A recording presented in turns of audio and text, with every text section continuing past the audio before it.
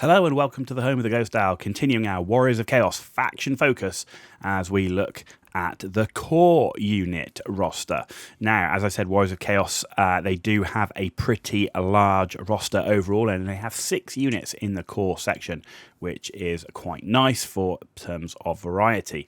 So, the part of this series, for those that haven't seen it before, is taking a look at the old 8th edition army books, seeing how the units played, what rules they had, to give us an idea of how they might play, even with different rules in Warhammer The Old World, i.e. a heavy durable infantry unit is still likely to be a heavy durable infantry unit, even though it has different rules. Right, so let's start off and take a look at the Warriors of Chaos core units. First up is the absolute staple, the Chaos Warriors themselves. You can see here, this is the old ones here on the square base, all nicely ranked up. But here are the reimagined versions for Age of Sigmar and the Slaves to Darkness area, and I have to say, they look great. I actually really like, that's one of the things with Age of Sigmar. I really couldn't get into the rule set, but in a lot of cases, the reimagining of the miniatures has looked absolutely great. Not in every case, but in a lot of cases. This is definitely one of them. I really do like the new Chaos Warriors. They are more dynamic, so if you are going to be thinking about putting them on square bases and ranking them up, you do need to think about how they might fit together. However, let's take a look stat-wise. Good weapon skill, strength, toughness, initiative, attacks, and leadership. So as I said before, Warriors of Chaos across the board, generally pretty good stat lines, better than most others. And to be honest, a Chaos Warrior has a stat line that a lot of factions have for their elite infantry, and this is their core infantry. Equipment-wise, they come with a hand weapon and Chaos armor, so they're straight onto a 4+ armor save.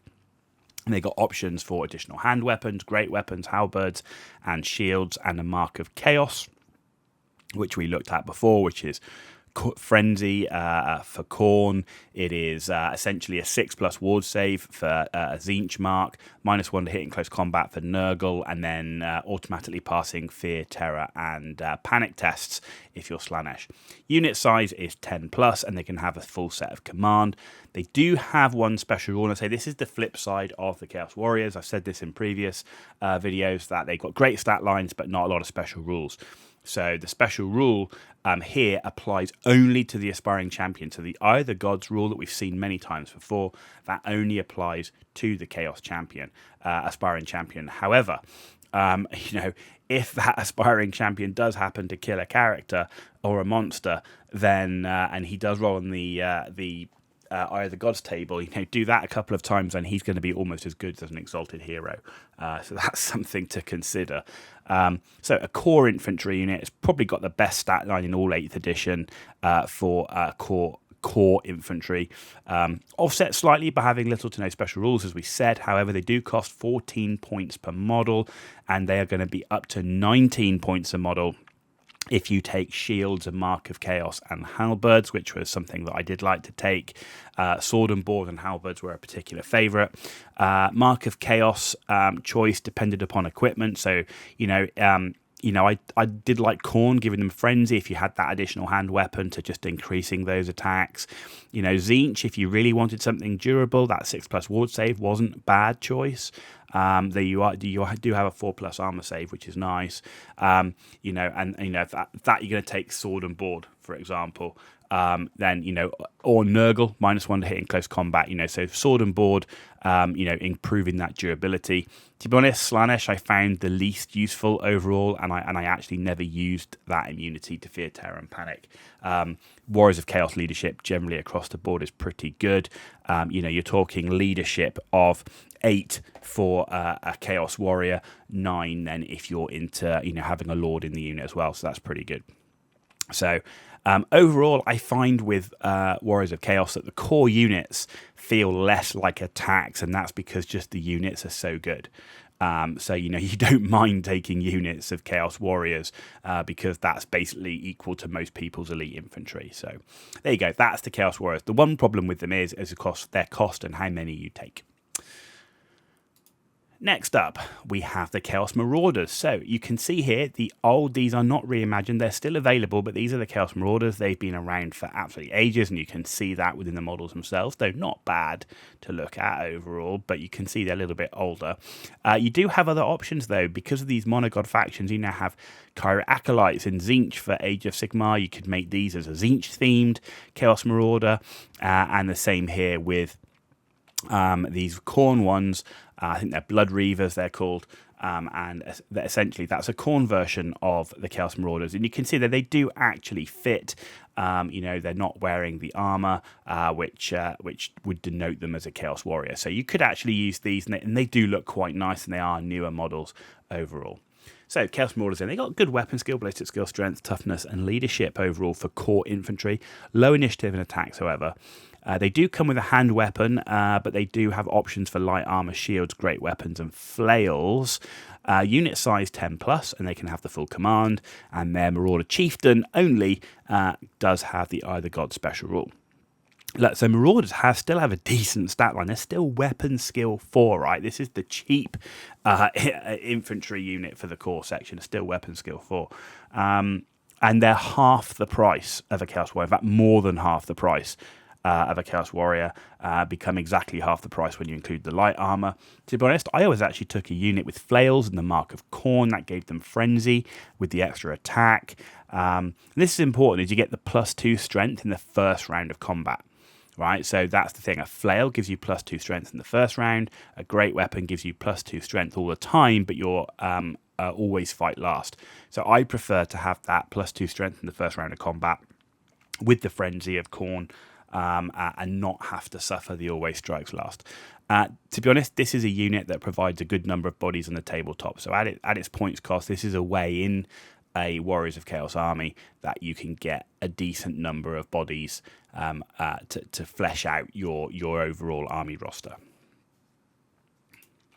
Next up, the Forsaken. Now, there's no current available unit of Forsaken. Obviously, you could convert them, but there's no current unit of Forsaken. But this is the original unit, and you can see them here all nicely ranked up. Stats-wise, good movement, weapon skill, strength, toughness, and leadership. Low ballistic skill and wounds, and their attacks are a random D3. Equipment-wise, they got hand weapon and chaos armor. Now, they can take a special mark of chaos, which is a Forsaken mark. Khorne gives you hatred to everybody. Tzeentch, magic resistance of 2. Nurgle, fear, and Slaanesh, swift stride. Unit size can be 5+. They have freakish mutations, which is if in base contact with an enemy, roll a d6 on the mutation table. And on a 1, always strikes last. 2, they gain armor piercing. 3, they always strike first. 4, poison attacks. 5, regeneration, which is regeneration 5+. And then 6, they gain killing blow. They get frenzy, immune to psychology, and random attacks D3. Now, to be honest, I actually never took Forsaken.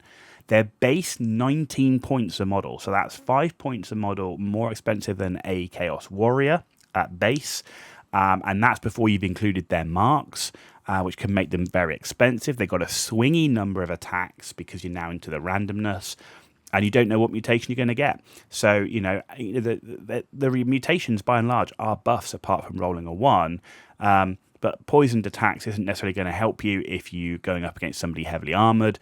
Armor piercing isn't going to necessarily help you if you're going against someone that doesn't have any armor. So you can't really tailor who you're going to attack. And to be honest, overall, I also felt that the special marks of chaos the Forsaken get are actually worse than the standard ones. Like Nurgle gives fear. I'd rather have the -1 to hit in close combat. Tzeentch gives you a ward save. I'd rather have that over magic resistance too. So I actually prefer the basic marks of chaos to the Forsaken one. So I never took this unit.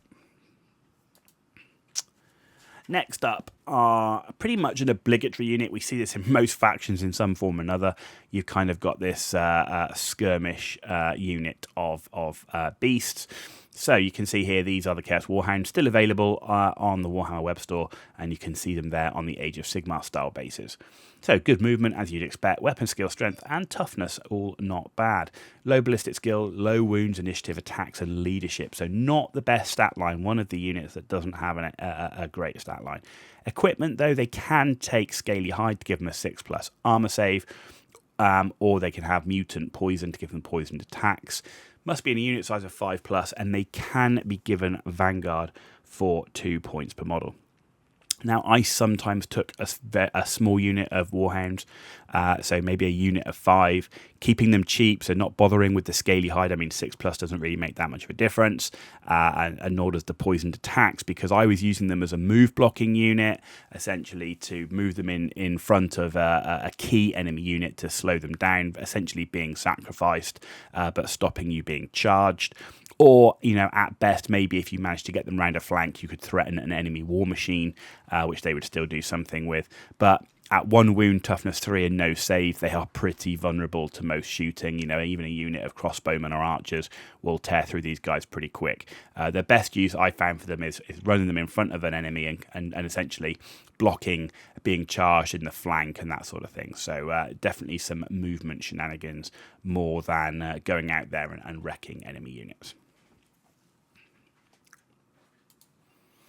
Okay, next up is the Chaos Chariot. You can see it there. A nice looking miniature overall for a chariot.